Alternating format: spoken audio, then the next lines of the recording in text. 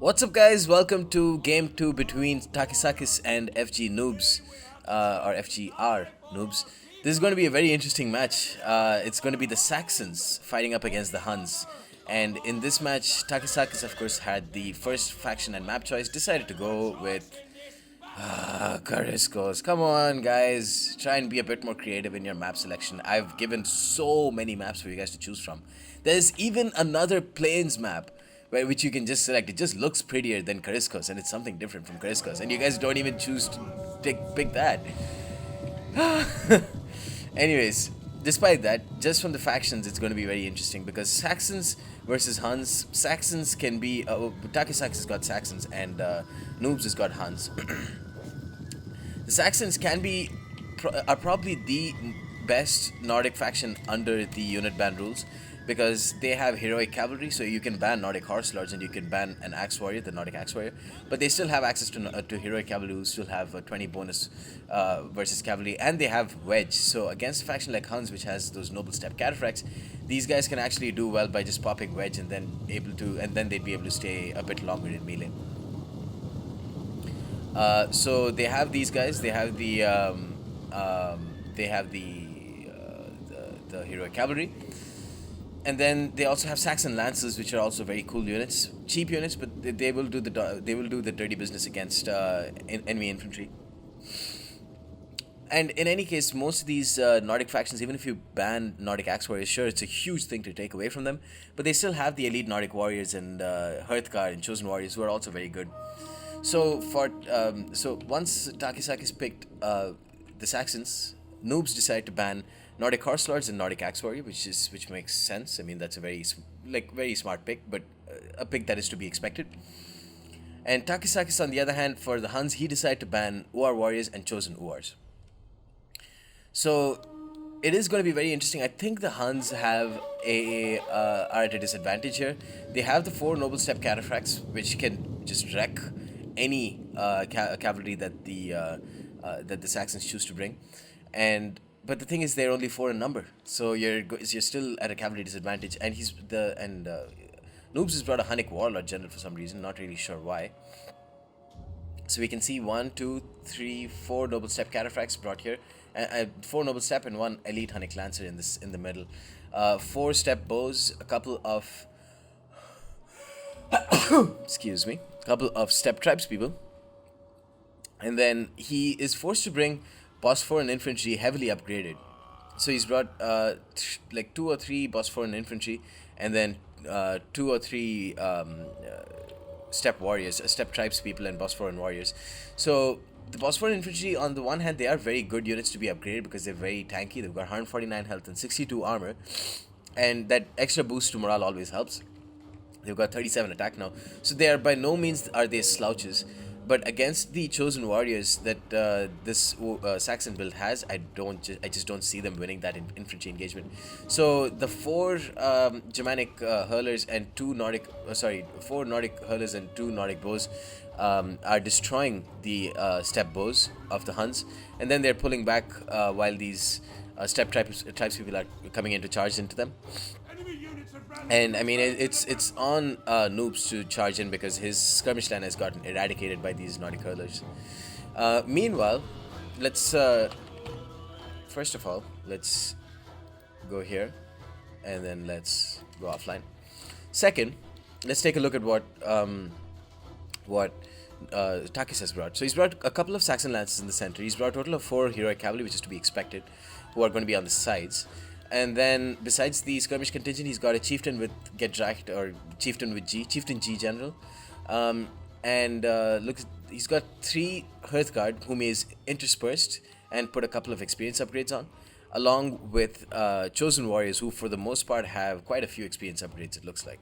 Oh no, they don't. He's put experience upgrades on his Saxon lancers. Takis, please. There's no reason why you would put experience upgrades on your lancer cap.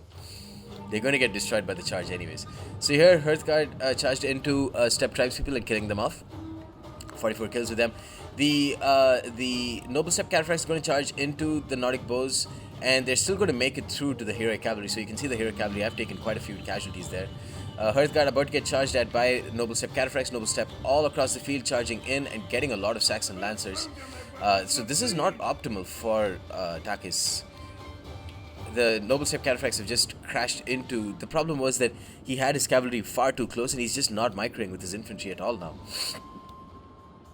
So here the heroic cavalry have taken unnecessary casualties. Here the noble step cataphracts have completely destroyed these heroic cavalry. They're down to 30 men, and then the Bosphorian infantry still going to do a good job. The Hearthguard themselves are not great infantry. They're very tanky, but the Bosphorian warriors are tankier, and with those experience upgrades, they're also more aggressive. Here, Steppe Tribes people going to get a lot of kills on Hearthguard, and now the Hunnic Warlord General is firing some flaming shot, moving around. These guys don't even have Parthian shot, which is stupid. Chosen Warriors just got charged at by Noble Step Cataphracts, and they are not going to like that at all. They're not in, they are heavy melee infantry, they're not in shield wall though, so they're still going to take a lot of damage. Sorry, that was by an elite Hunnic Lancer. The Noble Step Cataphracts for the most part are just crushing the heroic cavalry. So this is really bad for Takis. The Noble Step Cataphract here wavering, but he's just destroyed the heroic cavalry so easily that he's got a Noble Step Cataphract in the rear destroying these chosen warriors now. And he needs Takis needs the chosen warriors to work, otherwise he's lost this game. He's gotten destroyed on the left flank. The Bosphorian warriors and the Bosphorian infantry have done a decent enough job against the chosen warriors. Chosen warriors, I thought that they have almost unbreakable morale. I mean, they're down to 40 men, so, and they're still not wavering. So I guess that kind of proves it. Just not, I mean, without Nordic Axe warriors, it's always going to be tough. But then again, without Uars and chosen Uars, I would think that the Huns have a worse time. Where's the Hunnic Warlord? Oh, the Hunnic Warlord is fighting with a heroic cavalry, and the Hunnic Warlord is obviously going to get destroyed. Yeah, he's lost some men. It's a sword general too, so they don't have a bonus versus cavalry. So yeah, really, the worst general choice that you can pick as the Huns.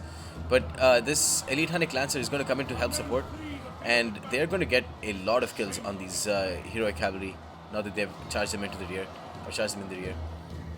Bosphorian infantry here, 64 kills with them. They are losing to Hearthguard, a combination of Hearthguard and chosen warriors. And then here, chosen warriors getting only 69 kills against Bosphorian infantry. Somehow the Bosphorian infantry have actually done better than the chosen warriors, which is very strange to see. I think I'm suspecting it's because of multiple rear charges by the shock cav. Like this one here, 83 kills with these Noble Step Cataphracts pulling out. Chieftain with G in shield wall is probably the tankiest unit in Attila. 175 health. They've got as high health as many cavalry units. So yeah, chosen warriors getting rear charge here, and Hearthguard as well getting rear charge. It doesn't look like the Saxons are going to be able to pull this one off. Chosen warriors, so well played to Noobez. I mean, he had a distinct disadvantage, I think, with the Huns without Uars and chosen Uars. Still managed to pull through and win out against the Saxons, who, yeah, I think probably had a better time in the faction selection screen at least. Chosen warriors here, 108 kills. One of the few chosen warriors that have actually done pretty well. They are charging into elite Hunnic Lancers. These units have done incredibly well though. 242 charge blows. They're no slouches. They're very good shock cavalry, but I mean, when you have Noble Step, there's just no reason why you would ever bring anything else. Except when you have a rule that says max 4 of the same. 70 kills with the Hunnic Warlord actually, so I guess he's done pretty well. Let's pop it into cinematic mode. Boom. Chieftain with G is still not going to like that. But it's really not going to do much damage. You can see that a rear charge from a Hunnic Warlord netted them like 8 kills. And they've actually taken a lot of damage. But just so many Bosphorians left. And the chosen warriors are not good enough. They're very aggressive, but they're not tanky, so if they get rear charged even once, then they're just about dead. The Hunnic Warlords still have so much ammo left. And this chieftain with G has charged in. He should have been put in shield wall. Not really. I mean, the Bosphorian warriors were going to charge them anyways. Not really sure why they were taken out of shield wall.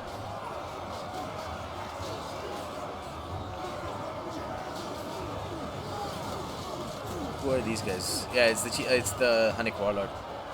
It's charging in again.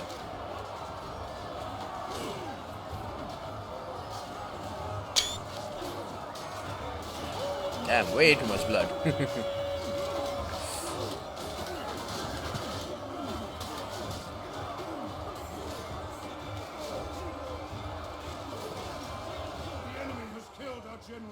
So yeah, that's the end of the Chieftain with G. It looks like, yeah, they're down to 50 man. Still got 51 kills, even though they just got ganged up on by a bunch of Bosphorians. Valiant defeat to TakisSakkis. Pretty strange. I mean, not strange. Look at the heroic cavalry. Anything but heroic. He just kept them too close, and then, like Attila, all that matters in Attila is microing well for, like, that half minute, that crucial half minute. And he didn't do that at all. That's how Takis has lost the second game. Let's see if he can pick it back up in game 3. Yes, there is going to be a game 3 between these two players. And so yeah, look forward to that. Peace.